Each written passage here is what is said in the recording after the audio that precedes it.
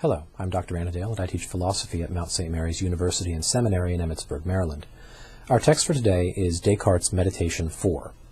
Now, previously in Meditation 3, Descartes has done a couple of things. He has found a rule for certainty, namely that every idea which I clearly and distinctly conceive in my mind must be true. He's also proved the existence of God, and he has defined God as an infinite, perfect being. Now, in Meditation 4, he begins by reiterating that his knowledge of God, his knowledge that God exists, and that his own existence depends upon God, is so obvious that the human mind can know nothing more evident or more certain. Now, this is an obvious reversal of the order that we expect. We expect knowledge of God to be less certain than other forms of knowledge. But Descartes is arguing here that he is even more certain that God exists and of the characteristics of God than he is of the existence of his own body.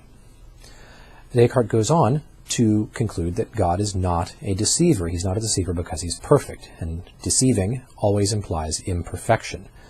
But then he notes that God has given me a faculty of judgment, that is, the ability to decide whether to believe or not believe different claims that are presented to me.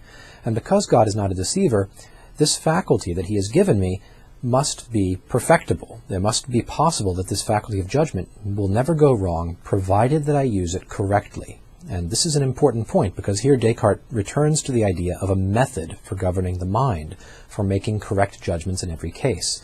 He's going to say this is in some way fulfilling the perfectibility of the judgment that God has given to me because of God's benevolence and non-deceptive nature. A few things to look for as you're reading through Meditation 4. First thing, Descartes rejects final causes, and he gives an argument for it. Find the premises of this argument.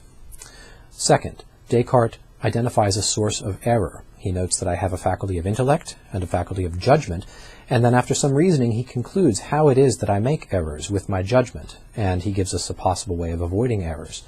And third, Descartes notes towards the end of the meditation that God has two different ways that he could possibly guarantee that I never make any mistake in judgment. What are these two ways, and which one will Descartes argue for using his own method? That's all for right now.